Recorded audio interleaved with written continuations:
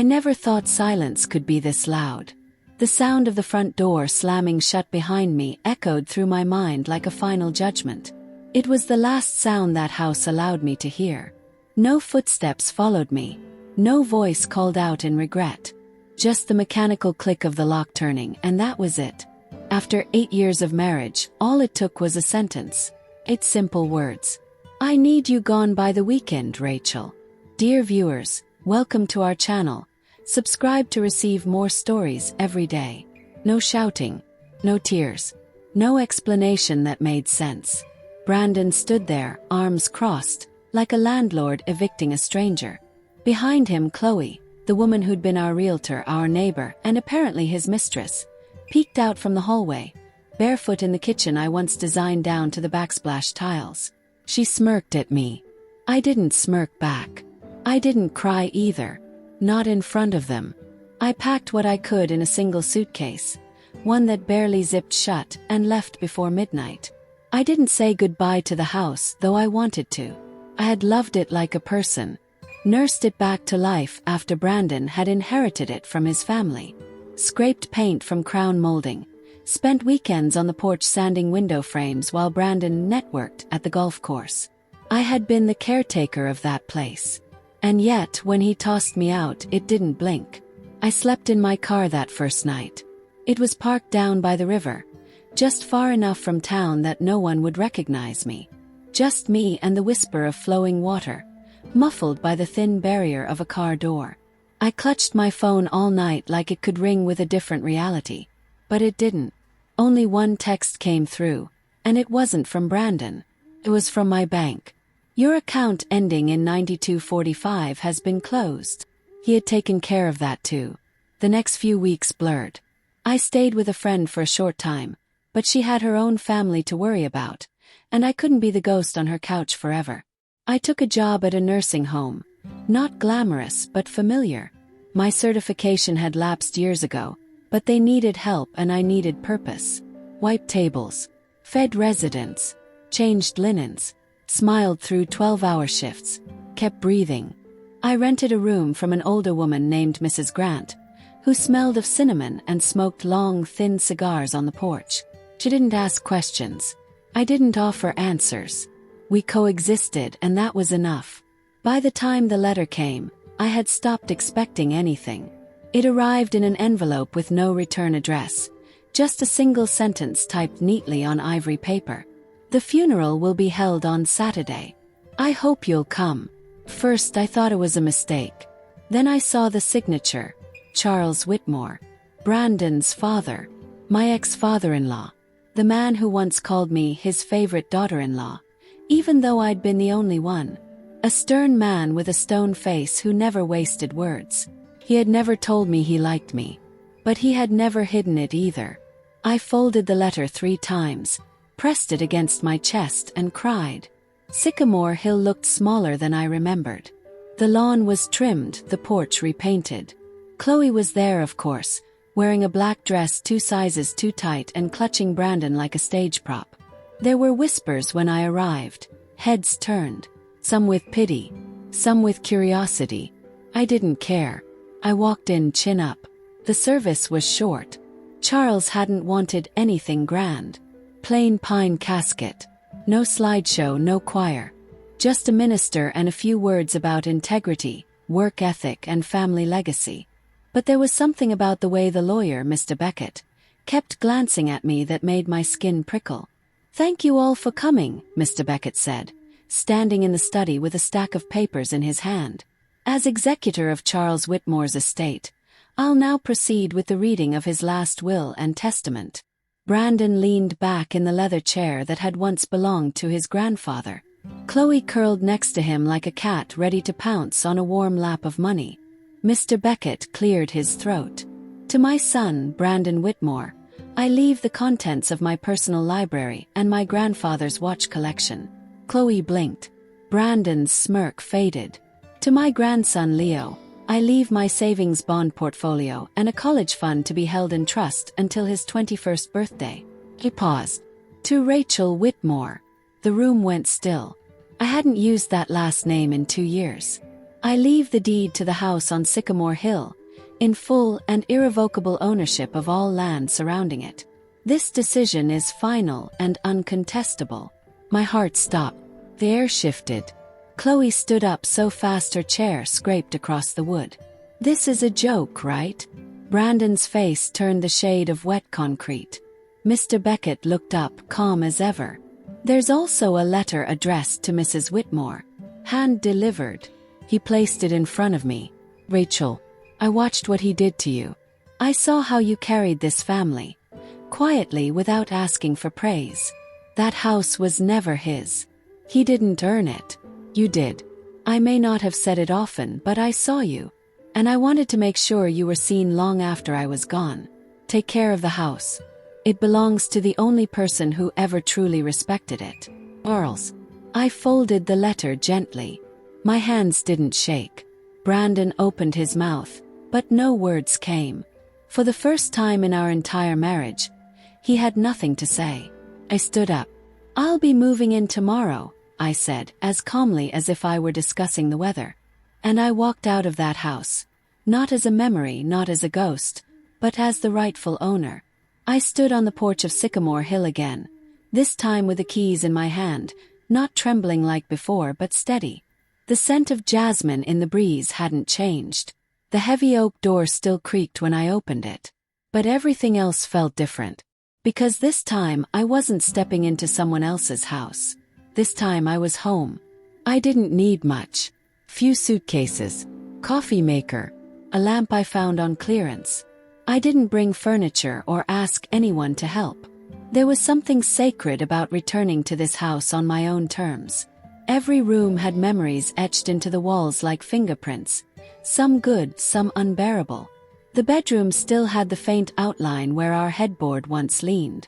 The kitchen sink still dripped the same way it did when I used to hum while washing dishes. But there was peace now. A quiet that wasn't heavy with expectation or judgment. Just space to breathe. I started sleeping better. I took morning walks. I planted herbs. I let myself take up space again. And then, 3 weeks after moving in, I found the envelope. I wasn't looking for anything. I was just replacing a warped floorboard in the upstairs hallway. One I'd always meant to fix back when I still lived here the first time. But when I pried it up, something fell through the crack below. A faded yellow envelope. Had my name on it. Not just Rachel, but Rachel Lynn Whitmore. The handwriting was unmistakably Charles's. Inside I found 2 things. A folded letter and a photograph.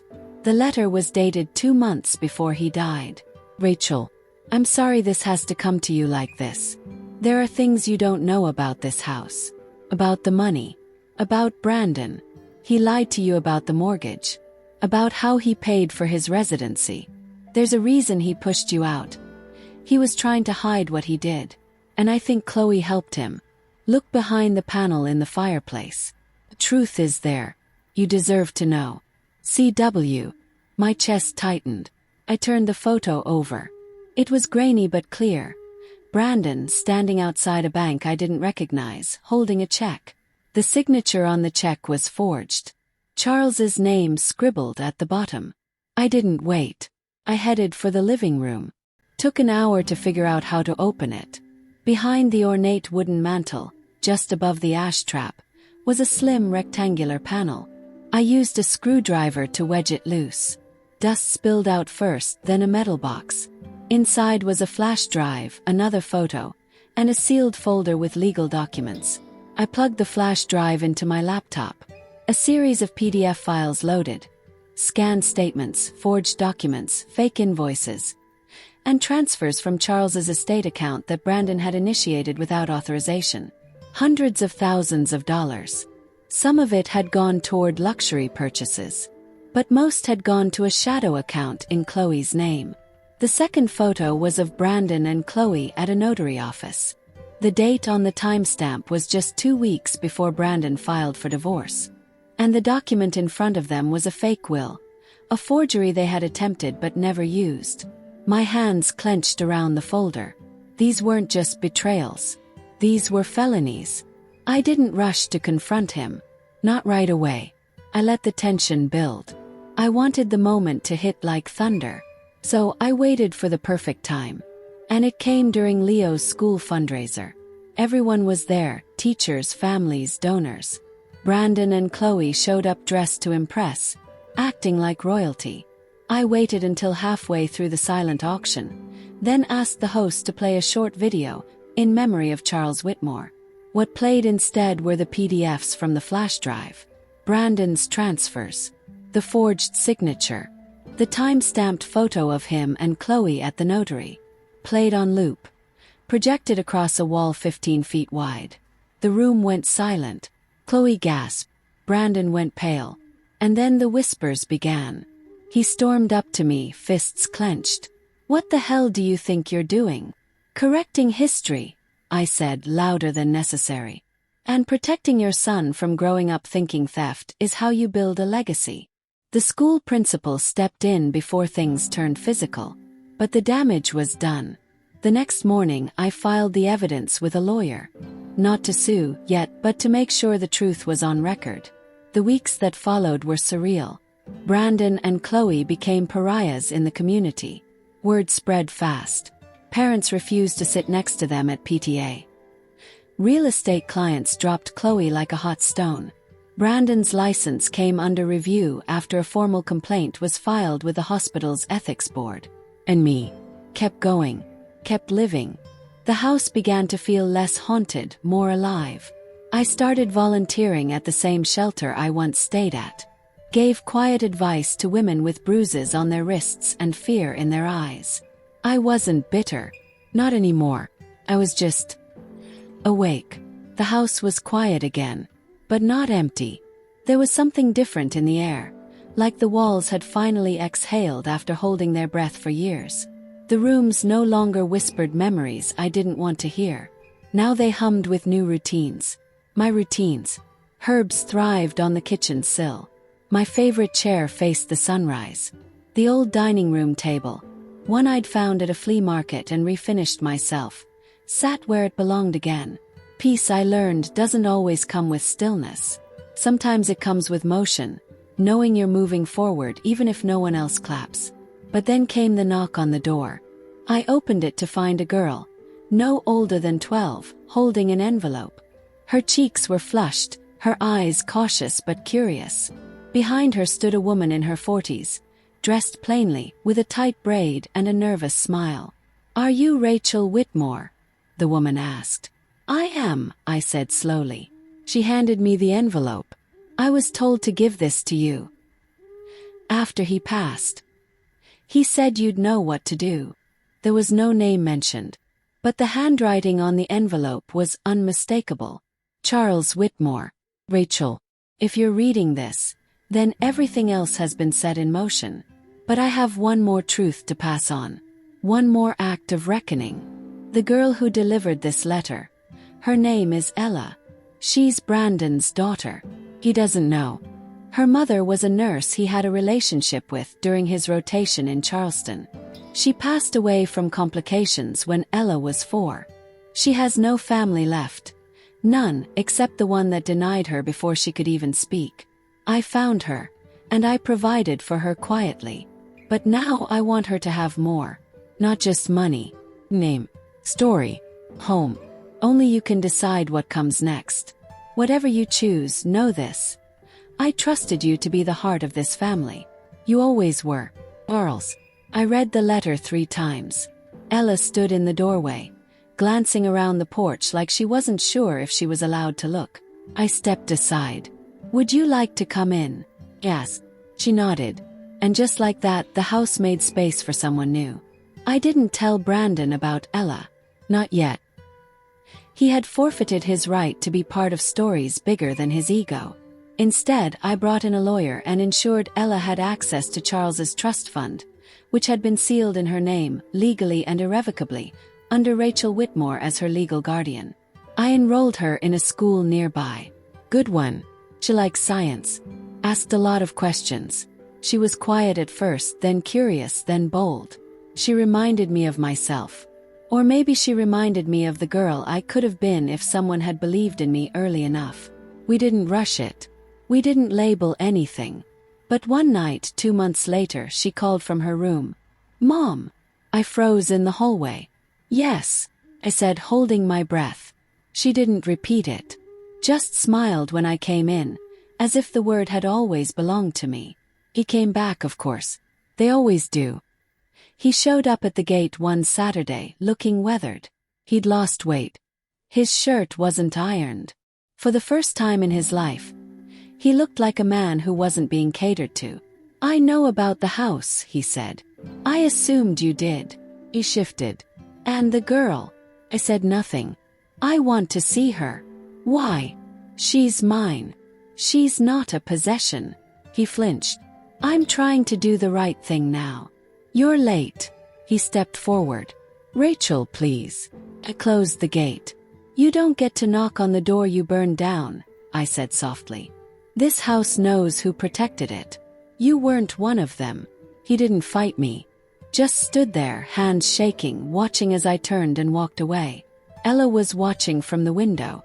I sat next to her. "Was that him?" "Yeah." "Are you okay?" Smiled. "Better than ever."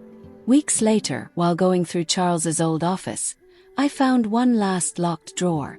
It held a small velvet box. Inside was a ring. Delicate, vintage, with a single opal. There was also a note. "For the woman who held this house together.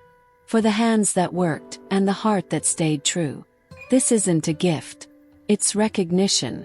You were never invisible to me. You mattered. Charles." I slipped the ring onto my finger. Fit perfectly. Spring came early that year. The sycamores bloomed in thick clusters, their branches stretching toward the sky like they had something to say. The neighborhood kids rode bikes past my porch again. A wave. Some wave back. The local paper ran a quiet article about my work at the shelter. Nothing fancy. Just a photo of me and Ella planting a tree in the front yard. No grand speeches. No revenge monologues. Just life, blooming exactly where it had been crushed. The house on Sycamore Hill didn't just belong to me anymore. It belonged to every woman who'd ever been cast aside, then rose up stronger than the wind that tried to break her. Dear viewers, thank you for watching. If you like this story, please subscribe to our channel to receive